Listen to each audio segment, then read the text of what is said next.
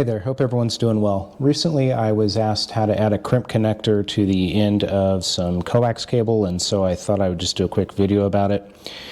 And I have some coax cable here and an extra PL259 crimp connector that I had laying around.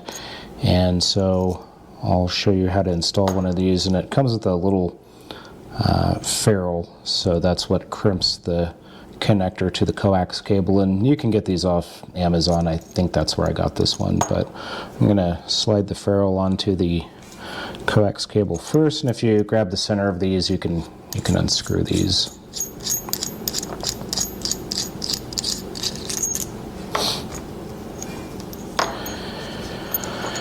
So I'm just going to measure how much I need, and I guess I need to strip about that much off, so I'm probably going to do a little bit more than that just so I have a little more slack to work with. So this is just a little wire stripper that came with my connector kit, and so it's got a little orange insert, and you can adjust for the size of the coax. But I'll put that in here and just give myself a little bit more slack and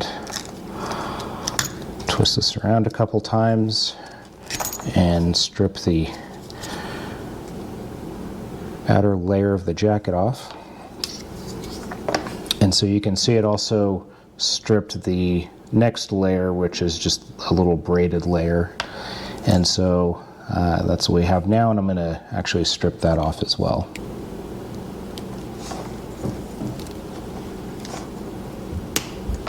There we go.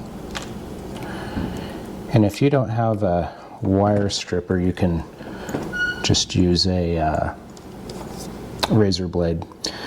Anyway, so now that I've got the next layer stripped off, you can see that the center conductor is exposed, and then I've got this little braided layer, which I'm just going to fan that back.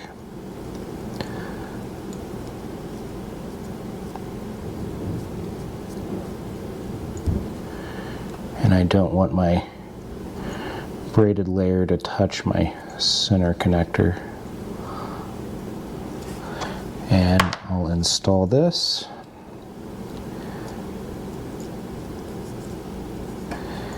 And then push the braided layer over the end of the connector. And now I'm going to push my ferrule over that.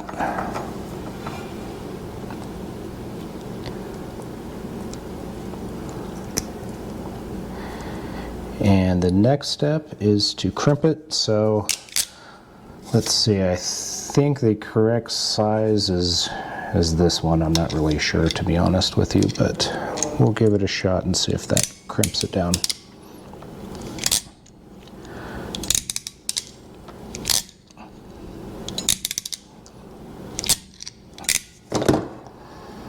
And that does seem to be on there. I don't think that's going to go anywhere. Okay, so the next thing I need to do is the center conductor here. I just need to trim that back, and I need to solder this next. And my dexterity is not as great as it used to be, so I'm going to do my best soldering this, but don't beat me up too bad in the comment section. Okay, I've got my soldering iron set up, and I'm going to trim the center conductor. So I'm just going to cut that off. And what you want to do is you want to get the center conductor kind of hot.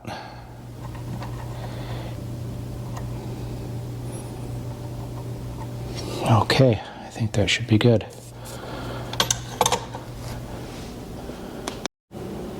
Now that I'm done soldering, I'm back at my other table, and I'll reassemble the last part of the connector and screw that back together. And that's the general idea in case anyone needs to know how to repair coax cable. I hope this video was helpful, and that's all for now. Thanks for watching.